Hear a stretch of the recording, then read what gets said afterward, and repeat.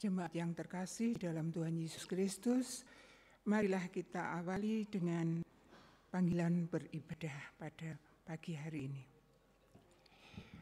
Aku melayangkan mataku ke gunung-gunung. Dari manakah akan datang pertolonganku? Pertolonganku ialah dari Tuhan yang menjadikan langit dan bumi. Ia takkan membiarkan kakimu goyah. Penjagamu tidak akan terlelap, sesungguhnya tidak terlelap dan tidak tertidur. Penjaga Israel, Tuhanlah penjagamu, Tuhanlah naunganmu di sebelah tangan kananmu. Kami mengundang jemaat bangkit berdiri, mari kita bersukacita memuji nama Tuhan dengan pujian dari Kidung Keesaan nomor 34.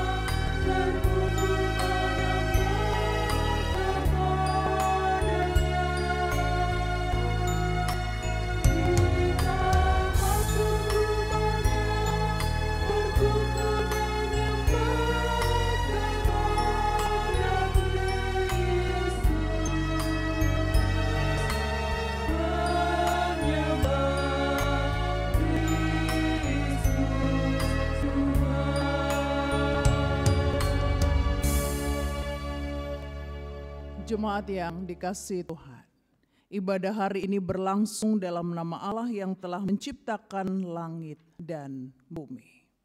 Karena itu kasih karunia dan damai sejahtera dari Allah Bapa kita dan dari Tuhan Yesus Kristus senantiasa menyertai saudara sekalian. Amin.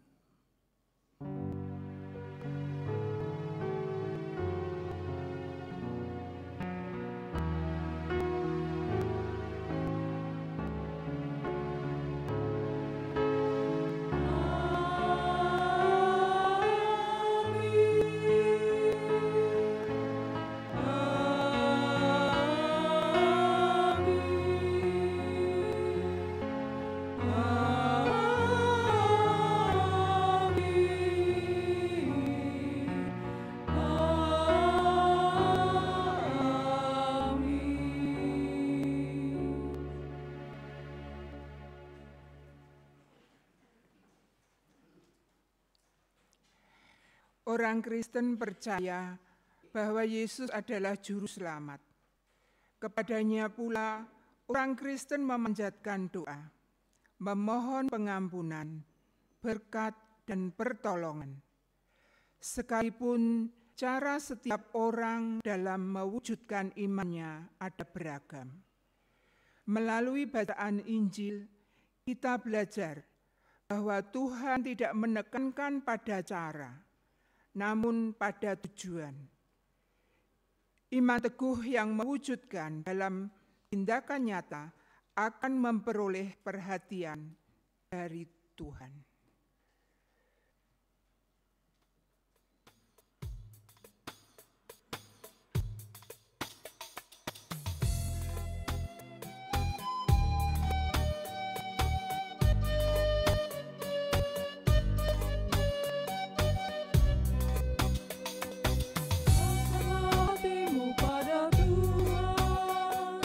Bunyikan kecapian menari, jangan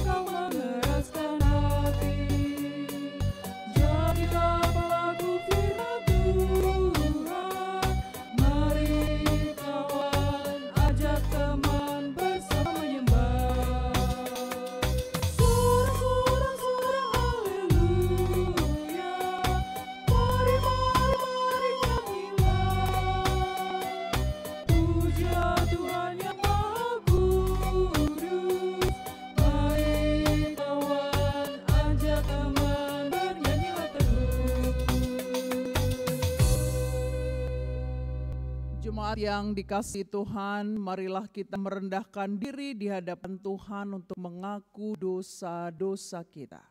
Sebagaimana yang tertulis di dalam kitab Yesaya 59 ayat 1 dan 2 yang demikian. Sesungguhnya tangan Tuhan tidak kurang panjang untuk menyelamatkan, dan pendengarannya tidak kurang tajam untuk mendengar. Tetapi yang merupakan pemisah antara kamu dan Allahmu ialah segala kejahatanmu, dan yang membuat dia menyembunyikan diri terhadap kamu sehingga ia tidak mendengar ialah segala dosamu. Berdasarkan firman yang demikian, maka mari bersama-sama kita datang kepada Allah untuk menyatakan segala penyesalan kita. Kasihanilah aku, ya Allah, menurut kasih setiamu. Hapuskanlah pelanggaranku menurut kasih setiamu. Hapuskanlah aku seluruhnya dari kesalahanku, dan tahirkanlah aku dari dosaku. Sebab aku sendiri sadar akan pelanggaranku, aku senantiasa bergumul dengan dosaku. Bersihkanlah aku daripada dosaku dengan hisop, maka aku menjadi tahir. Basuhlah aku, maka aku menjadi lebih putih dari salju. Kita pujikan KK 89.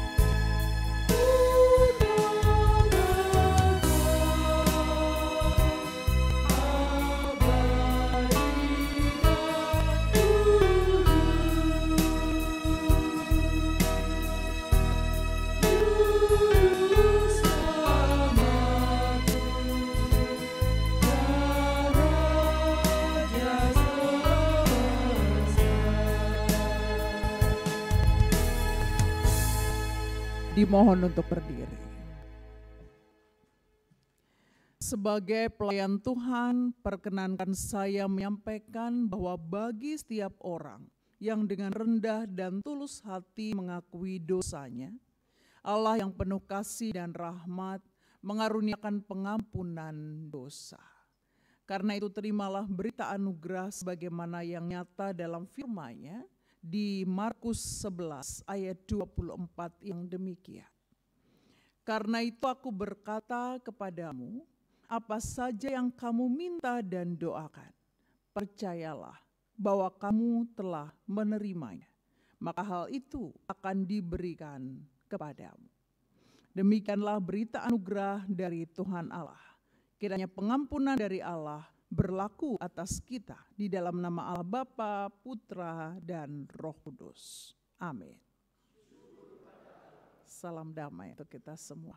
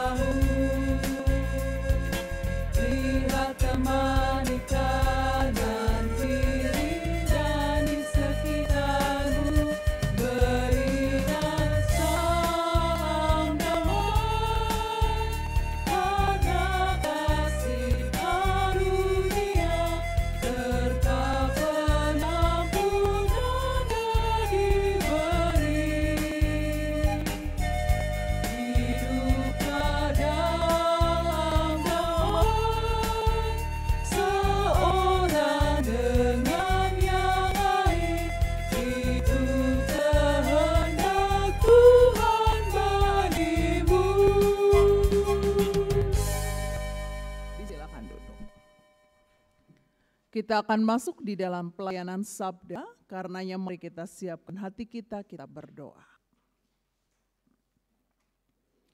Kami sungguh bersyukur kepadamu ya Allah, karena dalam peribadatan minggu ke-6 setelah Pentakosta ini, Tuhan memberikan waktu bagi kami untuk kami merenungkan firman-Mu. Kami meyakini ini adalah cara Tuhan untuk memelihara kehidupan beriman kami, supaya semakin bertumbuh bahkan bisa menghasilkan buah. Karena itu kami percaya bahwa Tuhan juga telah menyiapkan hati kami untuk menjadi tanah yang subur, sehingga benih firman yang nanti akan tertabur bukan hanya akan bisa bertumbuh, tetapi juga bisa menghasilkan buah, dan buah itu bisa untuk menjadikan nama-Mu dimuliakan. Dan kami meyakini Tuhan akan menguasai kami semua, baik sebagai penerima maupun sebagai penyampai firman-Mu dengan Roh Kudus-Mu, karena hanya melaluinya kami dimampukan untuk mengerti dan melakukan kehendak Tuhan. Karenanya ya Allah, berbicaralah kepada kami, karena kami bersedia untuk mendengarkannya. Di dalam nama Yesus kami berdoa. Amin.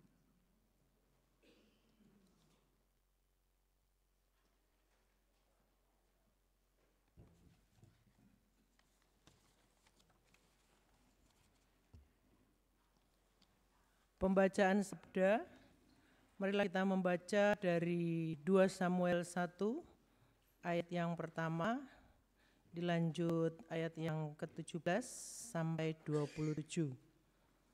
2 Samuel 1 ayat yang pertama, dilanjut ayat 17 sampai 27. Daud menerima kabar kematian Saul. Setelah Saul mati, dan ketika Daud kembali sesudah memukul kalah orang Amalek dan tinggal 2 hari di Siklag, Daud menyanyikan nyanyian ratapan ini karena Saul dan Yonatan anaknya. Ia memberi perintah untuk mengajarkan nyanyian ini kepada Bani Yehuda. Itu ada tertulis dalam kitab orang jujur. Kepermayanmu, hai Israel, mati terbunuh di bukit-bukitmu, betapa gugur para pahlawan. Janganlah kabarkan itu di Gad, Janganlah beritakan itu di lorong-lorong Askelon, supaya jangan bersuka cita anak-anak perempuan orang Filistin, supaya jangan beria-ria anak-anak perempuan orang-orang yang tidak bersunat. Hai gunung-gunung di Gilgal, jangan ada embun, jangan ada hujan di atas kamu, hai padang-padang pembawa kematian, sebab di sanalah perisai para pahlawan dilumuri, perisai Saul yang tidak diurapi dengan minyak, tanpa darah orang-orang yang mati terbunuh, dan tanpa lemak para pahlawan panah Yonatan tidak pernah berpaling pulang, dan pedang Saul tidak kembali dengan hampa.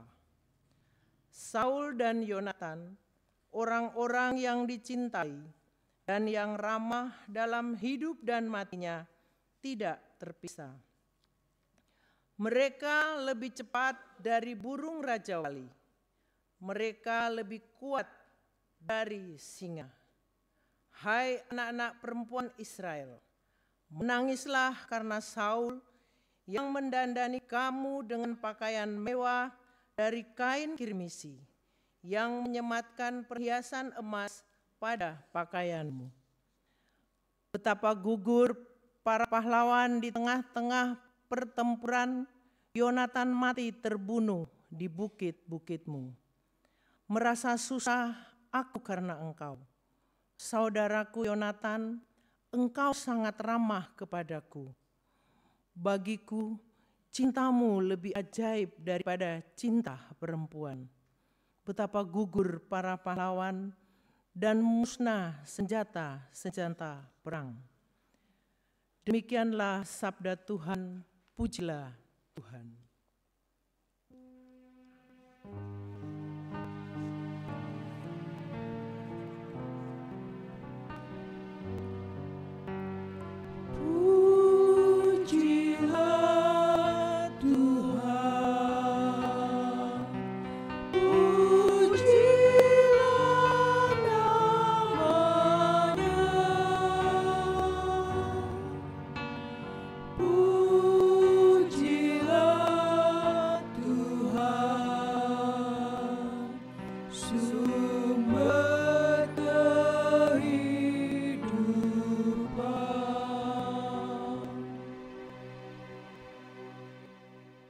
Mazmur tanggapan.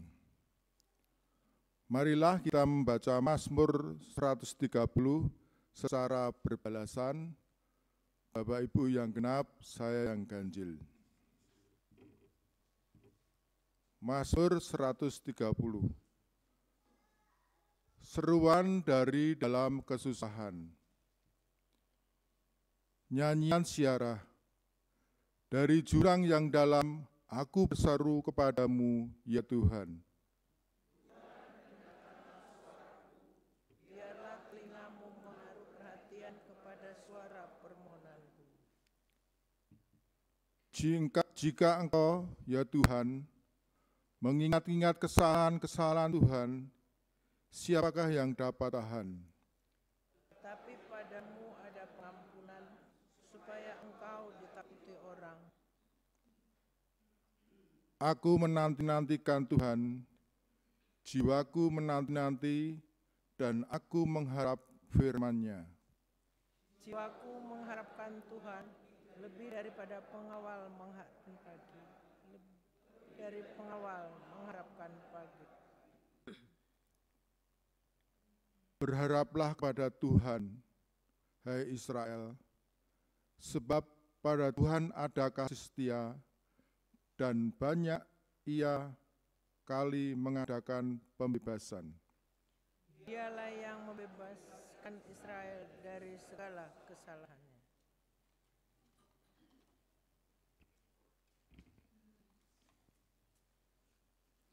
Bacaan kedua terambil dari 2 Korintus 8 ayat 7 sampai 15.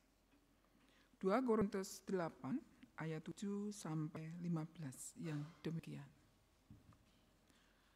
Maka sekarang sama seperti kamu kaya dalam segala sesuatu, dalam iman, dalam perkataan, dalam pengetahuan, dalam kesungguhan untuk membantu.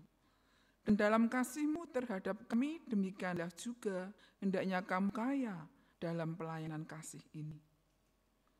Aku mengatakan hal itu bukan sebagai perintah, melainkan dengan menunjukkan usaha orang-orang lain untuk membantu. Aku mau menguji keikhlasan kasih kamu. Karena kamu telah mengenal kasih karunia Tuhan kita Yesus Kristus, bahwa Ia yang oleh karena kamu menjadi miskin sekalipun Ia kaya, supaya kamu menjadi kaya oleh karena kemiskinannya. Inilah pendapatku tentang hal itu, yang mungkin berfaedah bagimu. Memang sudah sejak tahun yang lalu, kamu mulai melaksanakannya dan mengambil keputusan untuk menyelesaikannya juga. Maka sekarang, selesaikan jugalah pelaksanaannya itu. Hendaklah pelaksanaannya sepadan dengan kerelaanmu, dan lakukanlah itu dengan apa yang ada padamu.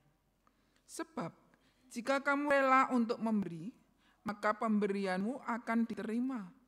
Kalau pemberianmu itu berdasarkan apa yang ada padamu, bukan berdasarkan apa yang tidak ada padamu. Sebab, kamu dibebani bukanlah supaya orang-orang lain mendapat keringanan, tetapi supaya ada keseimbangan. Maka hendaklah sekarang ini kelebihan kamu mencukupkan kekurangan mereka, agar kelebihan mereka kemudian mencukupkan kekurangan kamu, supaya ada keseimbangan. Seperti ada tertulis, orang yang mengumpulkan banyak tidak kelebihan, dan orang yang mengumpulkan sedikit tidak kekurangan. Demikianlah sabda Tuhan. Pujilah Tuhan.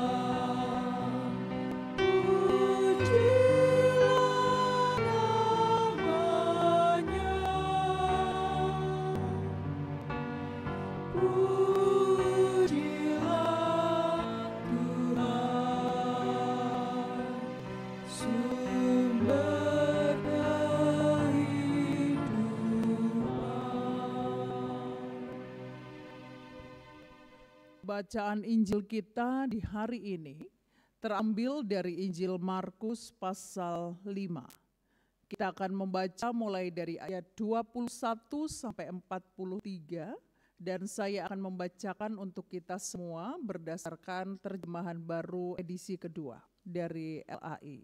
Bapak Ibu dapat menyimaknya berdasarkan Alkitab yang panjenengan bawa. Markus pasal 5 ayat 21 sampai dengan 43. Bagian dari perikop yang diberi judul Yesus membangkitkan anak Yairus dan menyembuhkan seorang perempuan yang sakit pendarahan.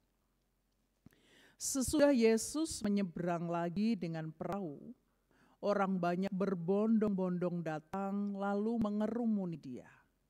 Sementara ia berada di tepi danau. Datanglah seorang kepala rumah ibadat yang bernama Yairus. Ketika ia melihat Yesus, sujudlah ia di depan kakinya dan memohon dengan sangat kepadanya.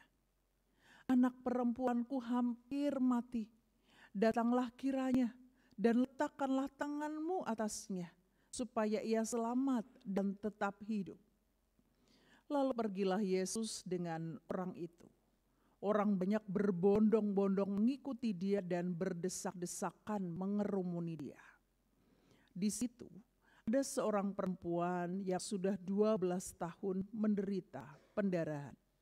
Ia telah banyak menderita di bawah perawatan banyak tabib, sehingga telah dihabiskan semua yang ada padanya.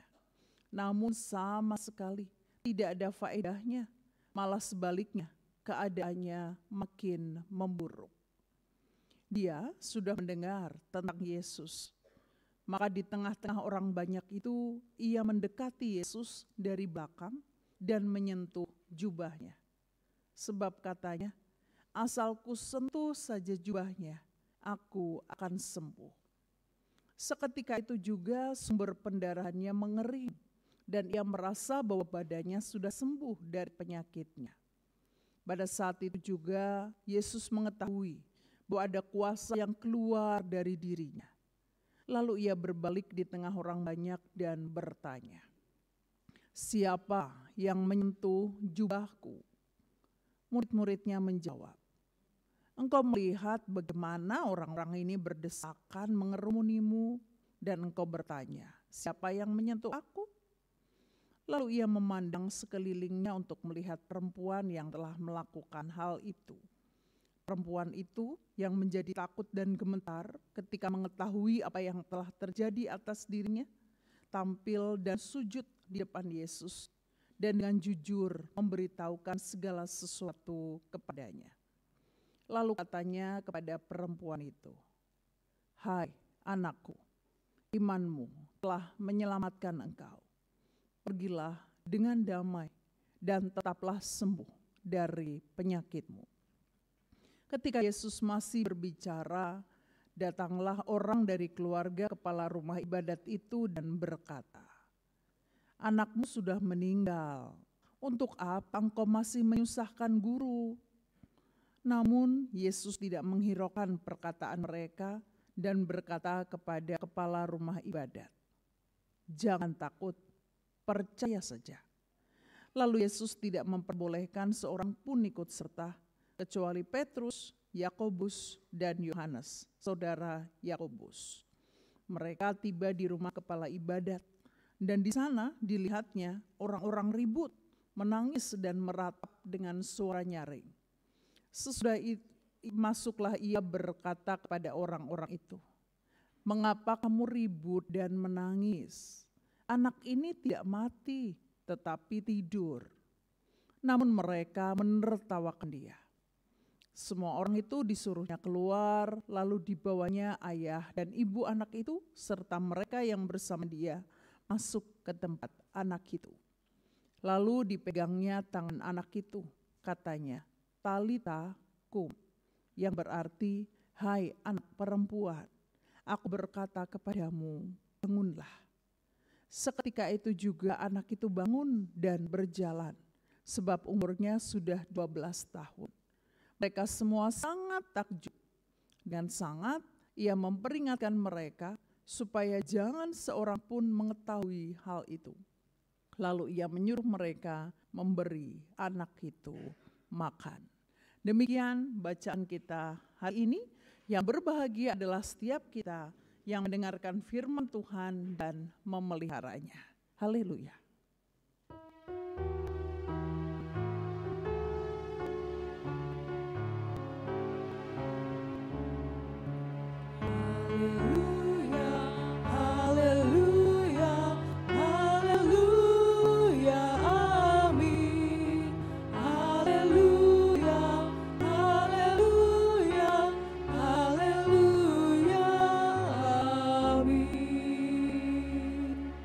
Bapak, Ibu, Saudara, dan anak-anakku yang dikasihi Tuhan. Istilah talit dan zizit kemungkinan besar tergolong istilah yang masih asing bagi setiap kita. Bahkan mungkin ada dari kita yang baru pertama kali mendengar istilah itu setelah saya menyampaikannya. Tapi tidak demikian halnya bagi orang Yahudi. Bagi orang Yahudi, istilah talit dan sisit itu adalah istilah yang familiar. Sebab talit itu istilah yang dipakai untuk menyebut jubah. Sedangkan sisit itu adalah istilah yang dipakai untuk menyebut jumbai jubah. Talit dan sisit itu lazimnya dipakai oleh orang Yahudi ketika mereka melakukan ritual ibadah atau ketika mereka akan berdoa. Terlebih lagi kalau mereka ini tergolong pemimpin ibadah atau orang yang dituakan atau guru. Lazimnya jubah yang memiliki jumbai itu akan selalu dipakainya. Karenanya kalau orang Yahudi melihat ada seseorang yang menggunakan jubah yang memiliki jumbai, apalagi kalau dia itu adalah orang yang dituakan, orang yang memiliki kedudukan dalam hal keagamaan, mereka akan menganggap itu biasa saja. Paling dalam hati mereka, oh ini orang mau beribadah, oh ini orang mau berdoa, oh ini adalah orang yang memang menjadi tokoh agama. Tetapi kalau bagi orang Yahudi yang lain, jubah yang memiliki jumbai itu dianggap sebagai sesuatu yang biasa. Enggak demikian halnya dengan perempuan yang sudah 12 tahun sakit pendarahan. Dalam bacaan kita disebutkan, ketika dia melihat Yesus dan Yesus memakai jubah, artinya Yesus enggak hanya sekedar pakai baju biasa, tetapi ada outernya. Kalau pakai bahasa muda sekarang ada outernya. Perempuan itu memutuskan untuk menjamah jubah Yesus. Itu versi Injil Markus. Kalau nanti panjenengan membaca versi Injil Lukas, perempuan itu memutuskan menjamah jumbai jubahnya. Artinya di dalam jubah itu ada jumbainya. Pertanyaan ikutannya, kenapa perempuan itu lebih memilih untuk menjamah jubah atau jumbai jubah Yesus? Kenapa? Kok dia tidak secara langsung meminta tolong lewat verbal kepada Yesus? Padahal di situ disebutkan dia ada di dekat Yesus. Kalau dia bisa menjamah, berarti kan jaraknya sangat dekat. Dalam bacaan tadi disebutkan dia ada di belakangnya. Kenapa enggak segera minta tolong saja, Tuhan tolong sembuhkan saya? Kenapa dia melakukan tindakan dengan diam-diam dari belakang menjamah jubah Yesus? Kalau kita memperhatikan bacaan kita, di situ kita hanya mendapatkan keterangan karena perempuan itu percaya bahwa hanya dengan menjamah jubahnya saja dia akan sembuh. Tetapi kalau kita mencoba melihat background dari perempuan itu, rasanya kita mendapati ada beberapa hal yang menyebabkan dia memutuskan tak jamah saja weh jubahnya daripada saya langsung berkata Tuhan tolong saya. Beberapa pertimbangan yang dimaksudkan apa? Yang pertama, perempuan itu tahu Yesus sedang dalam perjalanan menuju rumahnya Yairus untuk melakukan penyembuhan kepada anaknya Yairus sebagaimana yang dimintakan Yairus. Dan Yairus itu adalah pemimpin rumah ibadat. Jadi perempuan itu mungkin berpikir, aku tidak mau menginterupsi Yesus karena Yesus sedang dalam perjalanan melakukan tugas. Dan dia juga tidak mau apa yang dilakukannya kalau dengan terang-terangan minta tolong itu melukai Yairus. Karena kesannya berarti nanti Yairus akan diduakan. Mungkin itu yang terjadi kalau kita mencoba melihat psikologi perempuan tadi. Yang kedua, itu semua ada di dalam kerumunan. Crowded gitu kan, mungkin ada banyak suara-suara yang terdengar. Perempuan itu juga mungkin berpikir, kalau saya berkata kepada Yesus, Tuhan tolonglah saya, apakah Yesus bisa mendengar ya? Wong ini ada dalam kerumunan dan banyak orang berbincang. Jadi enggak usahlah saya bicara. Tetapi bisa juga apa yang dilakukan perempuan itu dengan sengaja dia lakukan untuk menyembunyikan dirinya. Dia tidak dari depan tapi dari belakang. Dia tidak langsung bicara minta tolong tapi hanya menjamah jubahnya saja. Dia sengaja menyembunyikan dirinya. Tidak mau orang lain tahu siapa dia. Kenapa? Sakitnya itu sakit pendarahan. Bagi orang Yahudi, sakit pendarahan itu tergolong sakit yang najis, yang harus disingkirkan. Mohon maaf, perempuan yang saat itu sedang datang bulan saja dimengerti sebagai satu hal yang najis, sehingga kalau dia akan melakukan ibadah, dipastikan dulu selesai datang bulannya dan melakukan ritual tertentu. Begitupun perempuan yang baru melahirkan, memasuki masa nifas. Biasanya dia akan baru bisa melakukan aktivitasnya kalau melakukan ritual tertentu dengan korban-korban yang harus disiapkan. Nah ini gak hanya sekedar datang bulan yang cuma 3 atau 7 hari, gak hanya nifas 40 hari, 12 tahun. Pendek kata, orang mungkin tahu siapa dia. Orang mungkin juga mengerti apa yang sudah dilakukannya. Sehingga kalau tiba-tiba dia nongol di tengah kerumunan dan mengatakan, Yesus tolong sembuhkan saya, padahal saat itu dempet-dempetan. Bisa dibayangkan apa respon banyak orang ketika bertemu dia, apalagi bersenggolan dengan dia. Mungkin mereka akan marah, mungkin akan menganggap perempuan itu sebagai pembawa sial, pembawa najis dan lain sebagainya. Sehingga dia memutuskan untuk tidak terang-terangan meminta tolong kepada Yesus.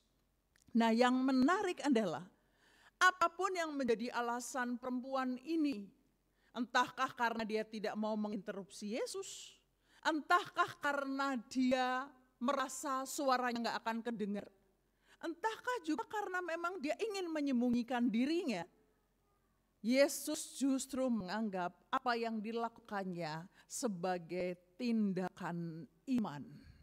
Itu terlihat dari pernyataan Yesus, hai anakku, imanmu menyelamatkan engkau.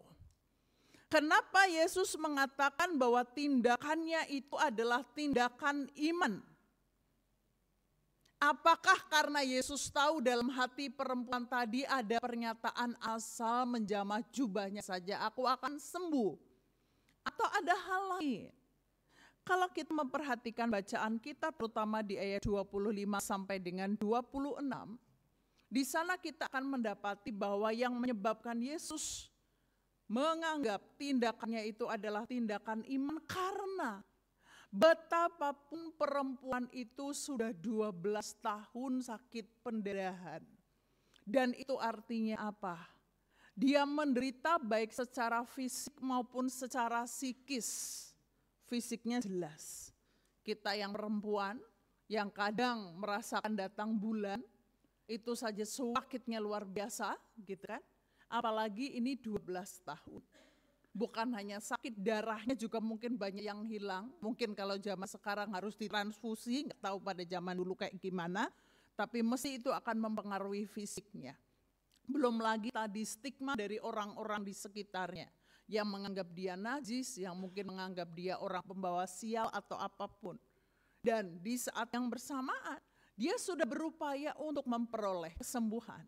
Dengan dia pergi kepada para tabib. Tapi apa yang terjadi? Alih-alih mendapatkan kesembuhan, yang ada sakitnya semakin payah dan bersama dengan itu semua harta miliknya sudah habis. Kalau kita ada dalam posisi seperti itu, mungkin hopeless, kehilangan pengharapan, dan itu sangat wajar. Kalau kita mendampingi orang yang sakit dalam waktu lama saja, biasanya kan mereka putus asa. Karenanya kadang kita menguatkan keluarganya agar jangan ikut putus asa ya. Dalam mendampingi orang yang sakit itu. Putus asanya macam-macam, mungkin udah capek, lelah, sakit, semuanya sudah habis gitu. Tapi perempuan ini sama sekali tidak memiliki keputusasaan. Buktinya apa? Ketika dia mendengar Yesus lewat ke situ, gimana caranya, apakah dengan badan yang lemes, dengan darah yang mungkin masih keluar, dengan sisa-sisa tenaga yang dia miliki, dia mendesak kerumunan orang banyak itu untuk bisa mendekat kepada Yesus. Dan itu semata-mata terjadi karena dia memiliki keyakinan bahwa apa yang akan dia lakukan dengan menjamah jubahnya saja, aku akan sembuh. Kenapa kok dia bisa yakin seperti itu? Kenapa kok dia tidak menjamah jubah yang lain? Karena tadi saya katakan yang memakai talit dan sisit, mestinya enggak hanya Yesus. Para pemimpin agama juga memakai talit dan sisit. Tapi kenapa? Kok hanya kepada Yesus? Kita memperhatikan di ayat 27. Dia sudah mendengar tentang Yesus. Artinya, tekad dia untuk mendekat Yesus, menjamah jubahnya, itu karena dia memiliki pengetahuan dulu tentang Yesus. Istilah yang dipakai adalah sudah mendengar tentang Yesus, bukan sudah bertemu tentang Yesus, bukan. Bukan karena sudah mendengar ajarannya, bukan. Tapi karena sudah mendengar tentang Yesus. Artinya mungkin orang-orang di sekitarnya sudah bercerita bahwa Yesus itu pengajarannya seperti ini, banyak melakukan kuasa dan lain sebagainya. Dan dia mau berusaha untuk bisa mendapatkan pemulihan dari Yesus ini. Nah, pengetahuan dia tentang Yesus itu yang membawa dia untuk mendekat kepada Yesus, sekalipun melaluinya mungkin dia akan terancam dibully orang lain kalau orang itu tahu dan lain sebagainya. Nah, hanya menariknya adalah kepada perempuan itu, Yesus kemudian kan bertanya, siapa yang menjamah jubahku? Pernyataan itu bagi para muridnya kan dianggap aneh. Kok bisa tanya kayak gitu? Wong faktanya ini kan desak-desakan. Banyak orang pasti tertempel, menjamah dan lain sebagainya. Yesus bertanya itu karena dia merasakan ada kuasa yang keluar dari dalam dirinya. Jadi bukan hanya sekedar penjamahannya itu jamahan biasa, kesenggolan kayak gitu kan. Tapi karena ada jamahan yang benar-benar didasarkan pada iman yang melaluinya ada kuasa yang keluar dari dalam dirinya. Dan ketika Yesus bertanya, siapa yang menjamah jubahku? Apakah Yesus tidak tahu siapa orangnya? Dalam bacaan kita kan tadi disebutkan, Yesus melihat kepada perempuan itu. Artinya Yesus tahu. Nah, kenapa kok Yesus tanya? Apa maksudnya? Kalau kita memperhatikan pernyataan yang disampaikan oleh Yesus, hai anakku, imanmu telah menyelamatkan engkau. Pergilah dengan selamat dan sembuhlah penyakitmu. Kita akan mendapati bahwa ketika Yesus bertanya kepada orang-orang yang ada di sekitarnya, terutama yang dituju perempuan tadi, siapa yang telah menjamah jubahku? Itu karena Yesus hendak memberitahu kepada perempuan dan juga orang banyak yang saat itu ada di sekelilingnya bahwa tindakan perempuan ini adalah tindakan iman. Jadi pertanyaan Yesus yang kemudian disambut oleh perempuan tadi dengan menjelaskan tujuannya yang tidak disebutin di sini, hanya keterangan aja. Karena Yesus hendak memberitahu kepada perempuan dan orang banyak bahwa apapun yang kamu lakukan, sekalipun dalam ketersembunyian, tidak secara langsung minta ke saya, itu adalah tindakan iman. Dan tindakan iman yang kamu lakukan itu, dampaknya besar untuk hidupmu. Apa itu? Menyelamatkanmu. Yang dimaksud dengan menyelamatkan bukan hanya membuat dia pulih dari sakitnya, pendarahan lagi, tetapi membuat hatinya dipenuhi dengan damai sejahtera. Dan bersamaan dengan itu, Yesus juga hendak memberitahu kepada orang banyak bahwa kalau Yesus sudah mengatakan kepada perempuan ini, imanmu menyelamatkan engkau, pergilah dalam damai dan teruslah hidup dalam imanmu, itu artinya you, semua orang, gak boleh lagi mendiskriminasikan perempuan ini. Sebagaimana yang mungkin kamu lakukan selama 12 tahun belakangan ini.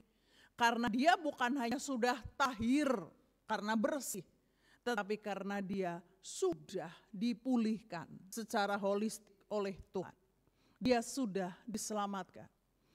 Makanya kepada perempuan tadi Yesus juga katakan hiduplah dalam damai. Jangan lagi dibebani dengan traumatis, baik itu traumatis physically maupun traumatis psikologis karena penilaian orang banyak, maupun traumatis yang lain. Hiduplah dalam damai, lanjutkan hidupmu dan kamu akan tetap dalam kondisi sehat kamu. Nah, ajak Yesus kepada perempuan tadi untuk terus hidup dalam damai, untuk terus memiliki ketenangan hati dan pikiran.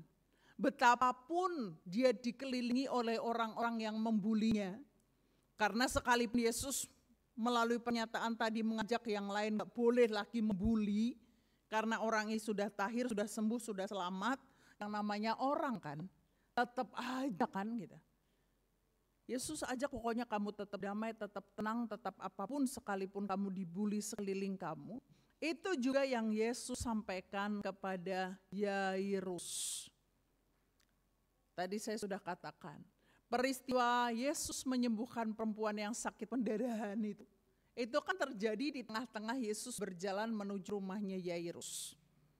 Kalau kita mencoba melihat apa yang dikatakan Yairus kepada Yesus, kan Yairus mengatakan, anakku perempuan hampir mati, datanglah kiranya dan letakkanlah tanganmu atasnya, supaya ia selamat dan tetap hidup. Istilah yang dipakai apa? Hampir mati. Kalau kita membayangkan kira-kira kondisinya seperti apa, mungkin kalau bahasa Jawa lelaku, mungkin lagi dying, mungkin sedang dalam situasi yang terminal. Tetapi kalau kita memperhatikan pernyataan dari orang yang menjumpai Yairus di tengah jalan ketemu Yesus, orang itu mengatakan apa? Anakmu sudah meninggal. Untuk apa engkau masih menyusahkan guru?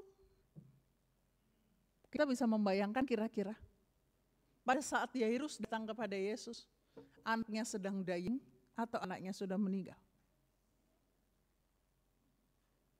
Kita bisa melihat dari ini. Karena kalau misalnya pada saat itu anaknya dying, belum meninggal, dan tiba-tiba datang orang mengatakan, Yairus anakmu sudah meninggal, untuk apa ketemu Yesus? Yairus mungkin shock dan lain sebagainya. Tapi kan dia enggak. Kemungkinan besar saat itu anak perempuan sudah meninggal, tetapi Yairus tetap memiliki pengharapan anak itu sembuh. Sehingga dia memakai istilah anakku hampir mati. Tetapi yang lain mengatakan anakmu udah mati. Ngapain menyusahkan guru? Menyusahkan guru artinya datang ke Yesus, minta Yesus datang ke rumahnya, kan gak logis gitu kan. Tapi Yesus katakan apa kepada Yairus? Tenang, percaya saja. Jangan takut, percaya saja. Ketika Yesus mengatakan itu, apakah Yesus memberikan jaminan? Nanti aku akan bangkitkan anakmu perempuan. Tidak ada kalimat itu. Yesus hanya mengatakan jangan takut, percaya saja. Entah demikian, di dalam pernyataan jangan takut, sebenarnya Yesus hendak menyampaikan kepada Yairus bahwa akan ada kuasa ilahi yang Tuhan akan nyatakan padamu dan pada anakmu. Jadi kalau panjenengan mendengar istilah jangan takut yang ada dalam Alkitab gitu ya. Malaikat datang kepada Maria mengatakan jangan takut Maria. Tuhan berkata kepada Abraham, jangan takut Abraham. Itu bukan hanya sekedar jangan takut ya gitu, kita kepada teman gitu. Tetapi yakinlah akan ada kuasa ilahi yang kamu alami. Dan benar, ketika akhirnya Yairus berusaha untuk selalu percaya, sekalipun dia dibully teman-temannya. Dan dibulinya itu kan semakin terlihat ketika Yesus mengatakan anak itu tidur kok tidak mati. Mereka malah ketawa gitu kan. Tetapi Yairus berusaha untuk mengikuti apa yang menjadi anjuran Yesus. Jangan takut, percaya saja. Dia menyaksikan hal yang luar biasa. Apa yang dia saksikan? Bukan hanya sekedar anak itu bangkit dari kematian. Kan istilah yang dipakai enggak sembuh, tapi bangkit dari kematian. Tetapi Yairus melihat ada hal yang menarik, yang besar, yang berdampak baginya dan terutama bagi anaknya. Apa itu? Yang pertama, Yesus mengatakan kepada anak perempuan itu, Talita kum. Talita itu bahasa Ibrani untuk anak perempuan. Yang bahasa Jawanya nduk. Kalau kita menyebut anak perempuan dengan nduk, itu artinya kita memiliki kedekatan. Ada rasa sayang yang hendak kita sampaikan. Kan tidak kepada setiap anak perempuan kita sebut nduk kan? Hanya kepada anak-anak yang mungkin memiliki bonding kuat dengan kita, yang memiliki kedekatan gitu. Yesus katakan kepada anak perempuan itu, nduk, bangunlah. Kum yang disebut itu adalah bangunlah. Yang dimaksud dengan bangunlah itu apa? Bukan hanya bangun dari tidur, bukan hanya bangun dari kematian, tapi bangunlah, tetaplah hidup di dalam pengharapan selamanya. Kenapa? Itu anak usianya 12 tahun, Bapak Ibu. Dalam konteks orang Yahudi, usia 12 tahun adalah usia di mana seseorang, anak, itu sudah masuk di bawah bimbingan Taurat. Jadi pola pendidikan mereka itu kan dipisah-pisahkan. Ada Haseper, Hamidras kayak gitu ya. Pendidikan berdasarkan kitab, kemudian masuk ke madrasah. Midras itu madrasah. Kemudian menjadi anak Taurat. Nah, anak Taurat itu usianya 12 tahun. Kalau kita mungkin sudah masuk kelas katekisasi kayak gitu. Di bawah 12 tahun yang mendampingi itu orang tuanya. Tapi setelah 12 tahun, dia akan dibimbing secara khusus oleh pengajar-pengajar yang membantu dia untuk mengerti tentang Taurat beserta dengan aplikasinya. Nah, anak ini di usia 12 tahun, dia mendengar kata pertama tentang dia harus bangun gitu, dari sang Taurat yang hidup. Yesus itu sendiri. Yesus langsung mengajar dia tentang apa yang harus dia lakukan. Dan itu adalah bangun. Selalu memiliki pengharapan sekalipun dalam situasi tanpa pengharapan. Selalu memiliki semangat sekalipun mungkin perjalanan dia nanti sebagai seorang anak perempuan itu mungkin tidak sebaik yang dia bayangkan karena anak perempuan dalam konteks orang Yahudi itu kan warga negara kelas 2 selalu disingkirkan dan lain sebagainya. Tapi Yesus katakan bangunlah. Bangun bukan hanya bangun dari matinya dia, tapi bangun untuk terus memiliki harapan ke depan. Itu bisa disaksikan Yairus dan dirasakan oleh keluarganya ketika apa? Dia berusaha untuk belajar percaya. Betapapun dalam situasi yang tanpa pengharapan. Nah, Ibu, Bapak, dan Saudara yang dikasihi Tuhan, bacaan kita hari ini memberikan gambaran tentang sikap dari orang-orang yang sekalipun dalam situasi yang sebenarnya hopeless, sudah mati anaknya, tapi dia tetap memiliki harapan anaknya bisa bangkit. Sudah habis semuanya 12 tahun, jiwa raganya udah habis, tapi dia memiliki harapan untuk sembuh sehingga ketika mendengar Yesus lewat, gimana caranya dia akan melakukan itu. Betapapun mungkin efek yang akan dia rasakan banyak, dibully orang, disingkirin orang dan lain sebagainya. Tetapi tindakan itu bagi Yesus justru dimengerti sebagai tindakan iman. Artinya tindakan iman ternyata bukan saja muncul dan terlihat ketika kita bisa mengungkapkan kredo. Kredo itu pengakuan iman. Aku beriman, aku percaya kepada Allah Bapa yang Maha Kuasa. Berarti itu artinya kita beriman pada Tuhan gitu. Kepada Allah Bapa, Putra dan Roh Kudus, enggak gitu. Wujud beriman melalui teks bacaan kita hari ini bukan hanya terlihat ketika kita bisa mengaku percaya secara verbal. Tetapi ketika kita tetap memiliki pengharapan dalam situasi tanpa pengharapan. Dan pengharapan itu didasarkan pada apa? Keyakinan kita, pengetahuan kita, pengenalan kita tentang Yesus. Perempuan tadi hanya mendengar loh. Belum pernah berjumpa Yesus, belum pernah mendengar ajarannya. Tapi apa yang dia dengar, dia mengerti dari orang lain tentang Yesus, itu membawa dia pergi ke Yesus. Nah, kita kayak gimana? Kita mengerti Yesus, mengenal dia. Bukan hanya melalui pewartaan kitab suci yang seringkali kita pelajari. Tapi bukankah kita juga seringkali merasakan karya Yesus dalam hidup kita. Kalau di dalam lagu PKJ itu ada lagu yang judulnya Sejenak Aku Menoleh pada jalan yang telah aku tempuh.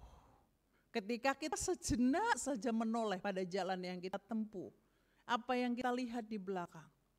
Kasih Tuhanku peroleh dan membuat aku tertegun. Jalan itu penuh liku, iya. Bahkan hampir-hampir tidak ada terang. Tapi Tuhan selalu menolong. Sehingga kita dimampukan untuk berjalan. Nah, bukankah itu pengalaman yang luar biasa toh? Nah, ketika yang ada di depan kita ternyata nggak mudah, apa yang akan kita lakukan?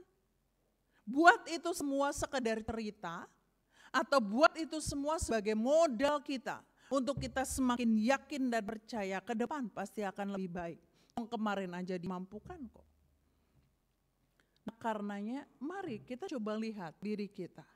Kadang memang up and down, tadi saya mengatakan kok 12 tahun sakit pendarahan ya, dampingi orang tua yang nyuwun pangapunten, mungkin stroke, mungkin demensia.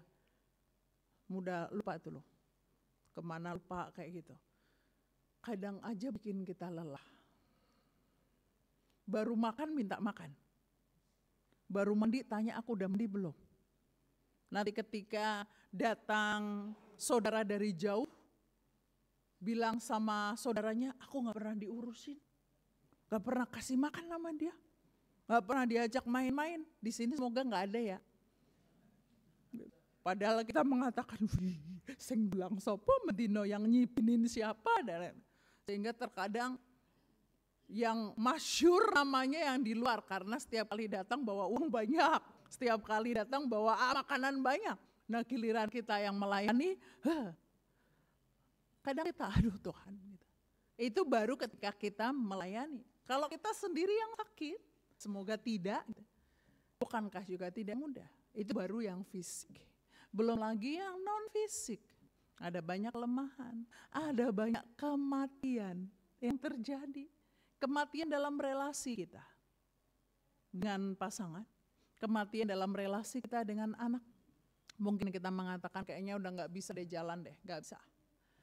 Udah yang satu menghadap ke sana, yang satu menghadap ke sini, misalnya kayak gitu. Visinya udah gak sama, dan apapun gitu.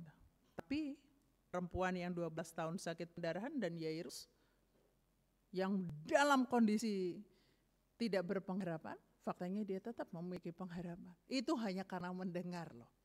Nah semoga pengalaman kita di masa lalu, pengenalan kita akan Yesus, membuat kita lebih-lebih lagi dari perempuan yang sakit pendarahan dan dari Yairus. Supaya apa? Supaya Tuhan selalu memberi kesempatan bagi kita menyaksikan karyanya yang sangat besar, melampaui dari apa yang kita bayangkan.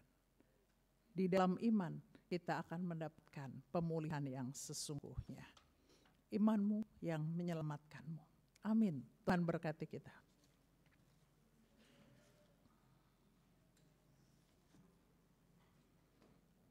Kita akan merespon firman tadi dengan menyanyikan bersama Hatiku Percaya.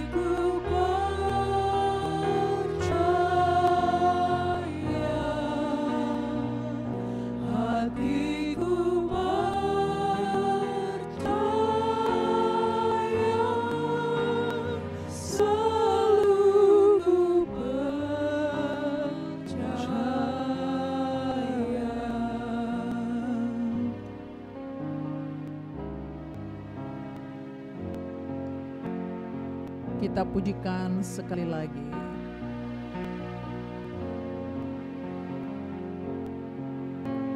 Saat ku tak melihat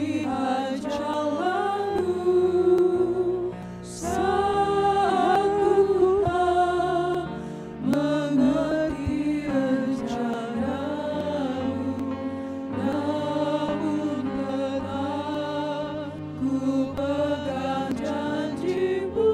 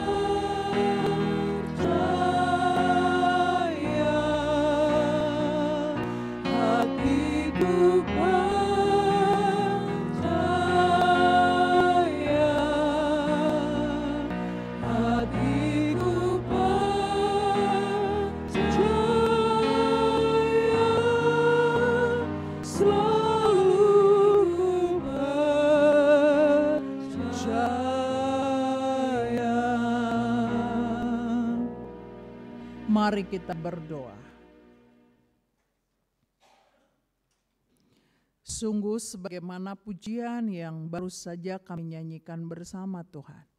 Demikianlah sikap hati kami yang terus mau percaya dan mempercayakan hidup kami kepadamu. Sebab Engkaulah satu-satunya penolong kami. Engkau yang menciptakan kami, Engkau yang memelihara kami. Engkau juga yang akan mencukupkan kami dengan segala yang kami butuhkan. Karena itu kami mohon ampun jikalau perjalanan kehidupan kami di hari-hari sebelumnya seringkali belum menunjukkan kepercayaan yang penuh kepada Tuhan. Kami sering mengkhawatirkan apa yang terjadi dalam hidup kami dan kami lebih memutuskan untuk mencari pertolongan dari pihak lain. Itu kesalahan kami, itu kelemahan kami. Ampunilah kami. Dan biarlah dengan berbekal firman yang baru saja kami renungkan bersama, Tuhan membantu kami untuk kami belajar meyakini bahwa sekalipun situasi yang sedang kami hadapi saat ini tidak mudah, tapi bersama dengan Tuhan, kami dimampukan untuk bisa menjalaninya. Bahkan Tuhan pun akan menjadikan kami sebagai berkat bagi yang lain, karena pengalaman hidup kami bersama dengan Tuhan bisa kami jadikan sebagai dasar untuk kami menyaksikan karya Tuhan bagi yang lain. Dan kami percaya hal itu akan senantiasa Tuhan nyatakan kepada setiap kami, termasuk kepada Bapak Ibu yang saat ini terhalang untuk beribadah karena sedang merasakan sakit dan memasuki masa pemulihan. Seperti yang kami ketahui Bapak Ibu Sunaryo, Ibu Ria Puspita, Bapak Budi Adi, dan anak Amara. Kami percaya kasih Tuhan akan Tuhan limpahkan dalam kehidupan saudara kekasih kami ini, sehingga ketika Tuhan menghendaki mereka untuk berpulih sempurna, itu akan terjadi. Sebab tidak ada yang mustahil bagi Allah. Begitu juga bagi saudara-saudara kekasih kami yang di bulan ini dan terkhusus di minggu ini, Tuhan izinkan untuk merayakan pertambahan usianya. Kami percaya dengan pertambahan usia yang Tuhan berikan bagi mereka, Tuhan akan semakin limpahkan bagi mereka kebahagiaan, kesuksesan, kemujuran, keberuntungan, dan segala yang baik. Supaya hidup panjang yang Tuhan berikan bagi mereka bisa bermakna bagi sesamanya. Kami tidak lupa berdoa bagi gerejamu di GKJ Jebres dengan segala program kegiatan yang sudah disusun. Salah satunya adalah pengembangan ekonomi Jemaat. Kami percayakan semuanya kepadamu. Biarlah melaluinya iman jemaatmu di sini bertumbuh, kehidupan perekonomiannya juga menjadi semakin baik, sehingga melaluinya shalom Tuhan, damai sejahtera Tuhan bisa semakin dirasakan di lingkungan sekitarnya. Kami berdoa bagi anak-anak, remaja, pemuda, dewasa, sampai dengan adiuswo. Tuhan kiranya terus pelihara mereka, berkati mereka, dan mencukupkan mereka dengan segala yang mereka butuhkan. Sehingga pertumbuhan iman mereka semakin kuat di dalam Tuhan, dan mereka pun semakin bisa menjadi saluran berkat bagi banyak orang. Kami tidak lupa berdoa bagi bangsa dan negara kami, kiranya Tuhan memberkati bangsa ini dengan kemakmuran, dengan kesejahteraan, supaya apa yang menjadi cita-cita besar dari para pemimpin dan kami semua sungguh dapat terwujud dalam kehidupan di bumi ini. Demikian Bapa, doa dan syukur kami. Kami percayakan semuanya hanya kepadamu di dalam nama Tuhan Yesus Kristus. Amin.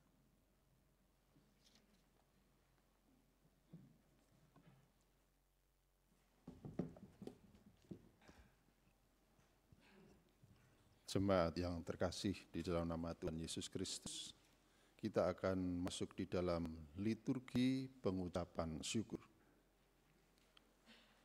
Berilah yang terbaik kepada Allah, karena Allah telah terlebih dahulu memberikan yang terbaik dalam kehidupan kita. Tapi ingatlah, pemberian kita kepada Allah bukan untuk membalas pemberian Allah kepada kita, namun sebagai respon atas pemberian Allah itu. Marilah kita senantiasa mengingat firman Tuhan dalam kitab Maleakhi 3 ayat 10. Bawalah seluruh persembahan persepuluhan itu ke dalam rumah perbendaharaan, supaya ada persediaan makanan di rumahku, dan ujilah aku, firman Tuhan semesta alam, apakah aku tidak membukakan bagimu tingkap-tingkap langit dan mencurahkan berkat kepadamu sampai berkelimpahan. Kita akan menyanyikan lagu pujian pengucapan syukur dari KK 469 bait 1, 3, dan 9.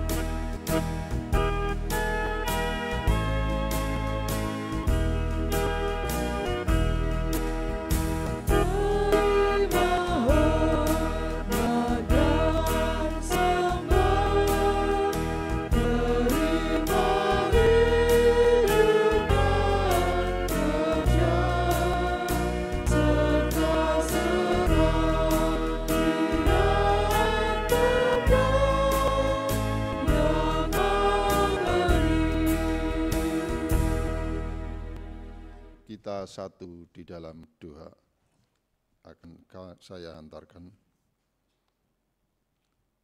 Bapa kami yang berada di kerajaan surga yang mulia, Engkau sungguh agung dan mulia, dan Engkau lebih besar dari segala sesuatu, Tuhan. Kami sangat bersyukur, Tuhan, saat ini Engkau berikan kami kesempatan untuk kami bisa mempersembahkan sebagai rasa ucapan syukur kami. Engkau telah memberikan berkat dan anugerah yang luar biasa bagi kami. Bapa, kami juga tidak lupa, Tuhan, bahwa Allah sendiri lewat Yesus Kristus telah mengajarkan doa lewat doa Bapa kami.